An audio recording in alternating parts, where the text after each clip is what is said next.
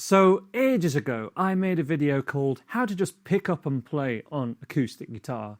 And I've had a few requests to do an electric guitar version of that video. And this is also inspired by this post I came across on Reddit titled, How Do I Actually Learn to Play the Guitar? Which just caught my eye, and I thought I'd read a bit of this and go a bit deeper into this topic, especially for those people that are maybe at early intermediate level, and you can play a lot of songs now, and you can play a lot of things that sound pretty good, but they're all songs that already exist, and you're starting to figure out that you need to be coming up with your own stuff, especially when someone perhaps just hands you a guitar and says, hey, play something. You know, what have you got, basically? So let me read this and we'll dig into this a bit, but I'm going to give you specific examples as well. It's not just going to be a talking video, but stick with me. So this person, Lexa X, posts, what I consider actually knowing how to play the guitar is being able to jam, improvise, solo, learn stuff by ear, and be able to endlessly play random things that actually sound good, that aren't necessary. I guess that's the embellishments and fills and stuff that I mean in there. I've been playing guitar on and off for about 2.5 years, and I only started playing consistently a couple of months ago. But what I realized is that after all this time, I still don't know how to play this thing. I mean, I don't suck completely, like I can play the Enter Sandman riff, but I definitely am not as good as I should be, and I cannot play anything other than metal riffs or bits of songs. My technical skills are all right, but I still can't shred or come close to it. Yeah, that's the crux of this video. When you actually look at your own playing and go, okay, I know how to play songs and bits of riffs, but when it comes to adding anything other than what's been tabbed out or what exists in the song, you don't know the building blocks and you can't come up with your own stuff. You can't add anything. You can recreate, but you can't create, I guess is what the crux of it is there. There's more that they post, but this paragraph really sums it up, I think. I'm at the point where if somebody asks me, you play guitar? And I say yes, and they pull out a guitar and ask me to play something, I can't really play anything other than some short Metallica riffs, some of them sloppy, and the major and minor pentatonic scales. I can play some other stuff, but they are in different tunings. I think it's cool that you've explored different tunings, actually, because I think that's part of this process of kind of discovery of something different, I guess. So I'm going to keep that in mind here, and we're actually going to go for something that I think is pretty cool, especially if you've covered major and minor pentatonic. And there are a couple examples here that are just a little bit Stevie Ray Vaughan-y that this person gives.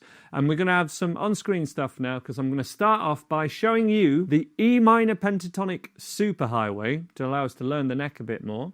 Then looking at chord-specific licks, just in a slow 12-bar blues to keep things simple, but allowing enough freedom to get some expression in there and explore some licks. Check this out, I think you'll enjoy it. So this E minor pentatonic superhighway goes from 0, 3, 5, 7 on string 6 to string 5, and then keeps going, inspired by a few Hendrix songs, to basically get us 4 octaves from the open string, 2, 3, 4 octaves, and you can even keep going from there. And this tends to come about when people start to get interested in Hendrix riffs. For example,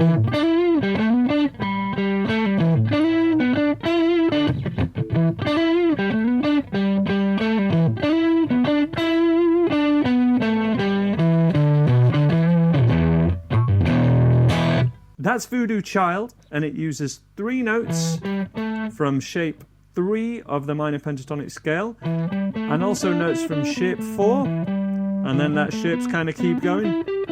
Shape 5, and back into shape 1 again. Purple Haze does something similar.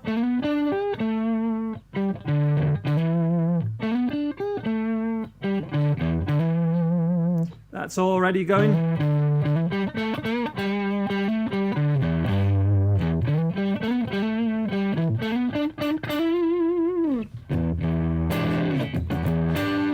Those are 2 riffs which, as soon as you do add a bit of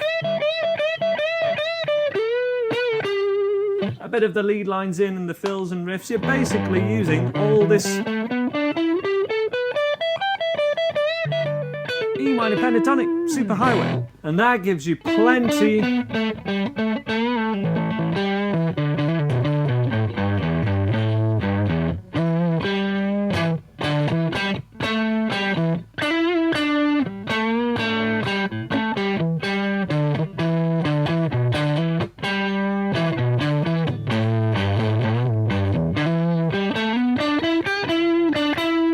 move beyond that from 9, 12, 14, 12, 15, 12, and we're in shape 1, minor pentatonic, you know this one. The change comes, string 3, go down to 9, and then you're just on the dots again. It's such a super highway, it's super. The only note I've played anywhere that isn't on a dot is this one at the 14th fret.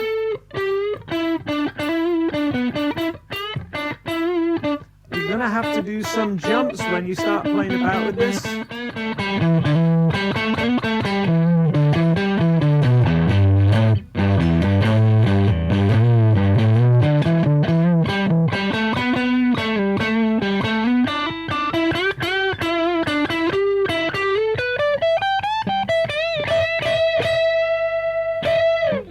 And that is a really great thing to aim for. Take that scale and try and make it musical by doing all the things that you do to make little riffs and licks and ideas.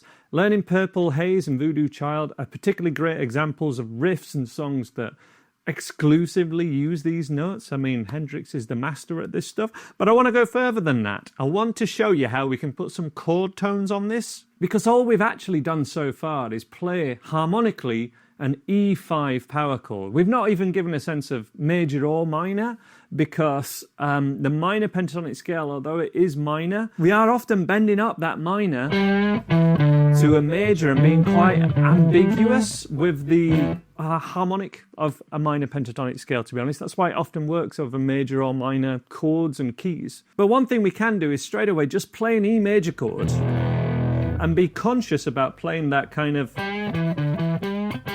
major, like harmonically a bit more of an E major chord, for example. But then we're still saying E. So let's take the chords of a 12-bar blues. We got E, A major, and B, or B7. And we can play those here, A major and B major. This is the 7th fret.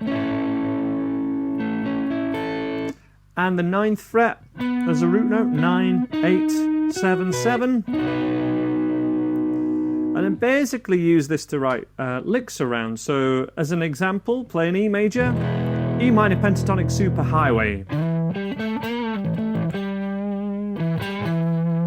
A major.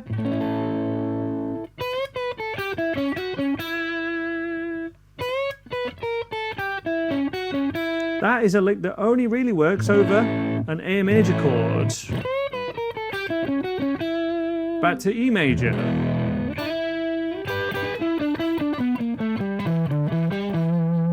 Back to A major. So I'm still thinking in that 12-bar blues form. We're on bars 5 and 6 now.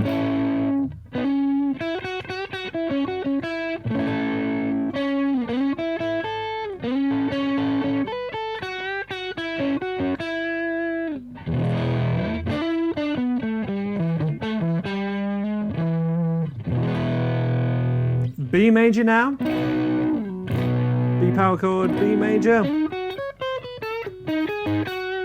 Basically the same thing here.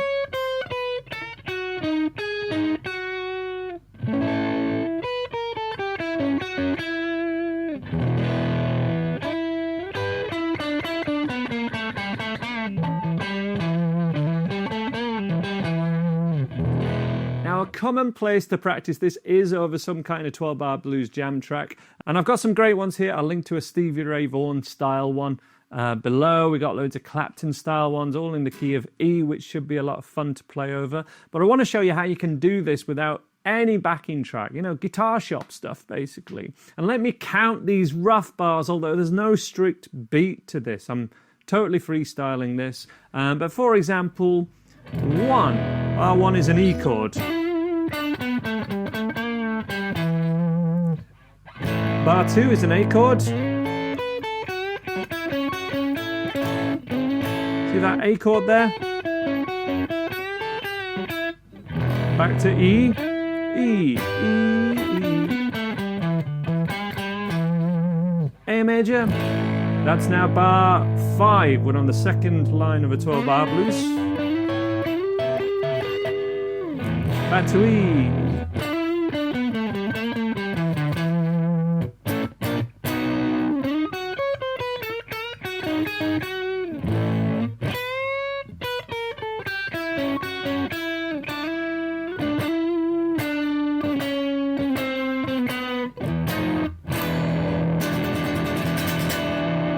Finish on a 7th chord or a 9th chord, and you sound like you know what you're doing. Hopefully that gives you some ideas if you're at this sort of level, and the place to be checking this out is in my lead guitar program. It's a bit of a beast, but if you want to learn how to do all that kind of thing, it's all taught in my lead guitar course, particularly the Hendrixy pentatonic stuff. Hope that gives you some inspiration, and I'll see you next time.